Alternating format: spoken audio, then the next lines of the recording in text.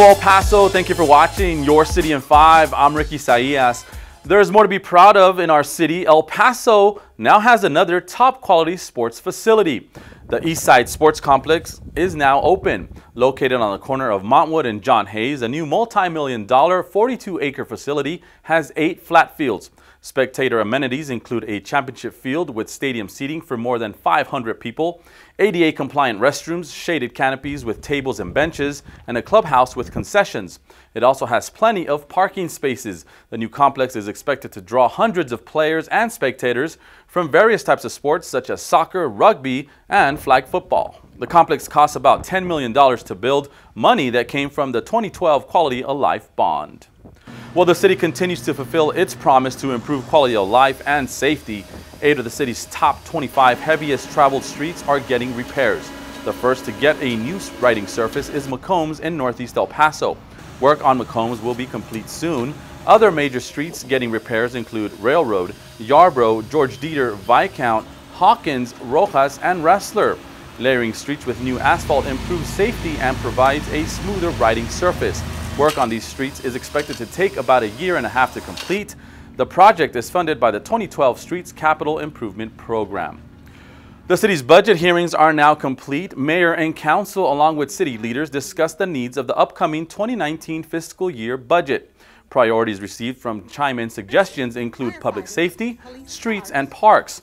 A special city council meeting will now be held on July 30th to introduce the ordinance setting the tax rate. The first public hearing on the proposed tax rate will be held August 7th and another one on August 14th.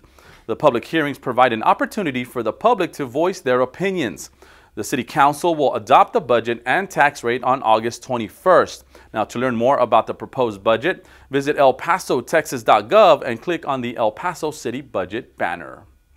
An update now on El Paso's streetcars. A third streetcar is making its way to the Sun City. Car number 1404 will be in town before the end of July. As we first told you, 6 streetcars are being fully restored in Brookville, Pennsylvania. They're being painted in the 3 original color schemes from the 50s. Now, 2 streetcars are already being tested here in El Paso. The public won't be able to ride the cars, though, until testing is fully complete. That, more than likely, won't happen until the end of this year. Elsewhere, a reminder that community meetings are being held this month for a proposed ordinance aimed at keeping pets safe.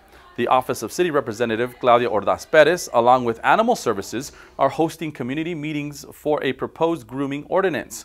Residents have an opportunity to provide feedback and input on proposed changes that would create new accountability standards for groomers and animal-related businesses. The first meeting was a great success. There are 2 more meetings coming up on Saturday, July 14th, and another on Monday, July 30th. When it comes to animals, there are dozens of them at the El Paso Zoo, all of them taken care of by zookeepers. Your City in 5 media specialist Jonathan Romo takes us behind the scenes to learn more about the important role they have at the zoo.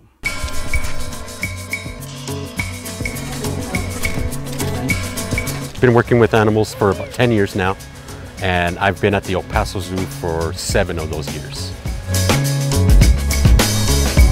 Here at the El Paso Zoo, I work in the Africa department. So I'm part of a team that works with giraffes, lions, meerkats, zebra, pretty much all the animals here at the Africa section of the zoo. The husbandry is a real important part of our job, which is something that the public doesn't see because it's behind the scenes. So one of the first things that we do is we get everything ready for the public. So we're putting out enrichment, we're putting out diet, we're putting out, and we're cleaning the exhibits up from the day before.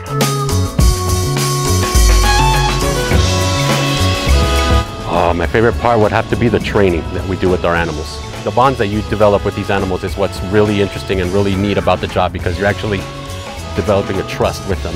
And that's going to help us with future medical procedures or blood draws, vaccines, annual checkups. Even if you just want to get weights on them or just visual observations, you can do all that through conditioning and have the animal, whichever it may be, a zebra, a giraffe, actually willingly participate in their own health care. So that's really neat. Thank you, Jonathan, for putting together that educational video. And you can learn more about zookeepers during National Zookeeper Week from July 15th to July 21st at the El Paso Zoo.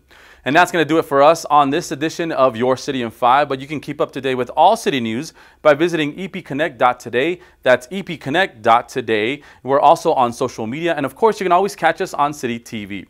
I'm Ricky Saillas for Your City in 5.